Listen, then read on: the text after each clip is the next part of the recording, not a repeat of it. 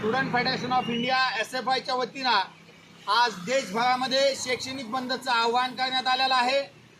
आपल्याला माहिती आहे की देशभरातील विद्यार्थी आज रस्त्यावरती आहेत।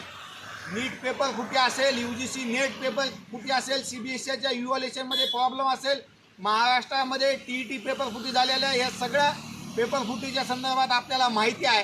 तर याच पार्श्वभूमीवर SFIनं आज देशभरामध्ये शैक्षणिक बंदचं आवाहन केलेलं आहे। त्यानिमित्तानं student federation of India SFI doctor Babasaheb Ambedkar Marathwada विद्यापीठ युनिटच्या वतीनं आम्ही शैक्षणिक बंदची हाक घेत आहोत। केंद्रीय शिक्षण मंत्री धर्मेंद्र प्रधान यांनी राजीनामा दिला पाहिजे। NTA ही संस्था बरखास्त केली पाहिजे। तसेच दिल्लीमध्ये विद्यार्थ्यावर झालेल्या पोलिसांकडून लाठी हल्ल्याची चौकशी करून दोषी पोलिसांवरती तात्काळ कारवाई केली गेली पाहिजे। महाराष्ट्रामध्ये TET पेपर फुटीची जबाबदारी घेऊन दादा भुसे यांनी राजीनामा दिला पाहिजे।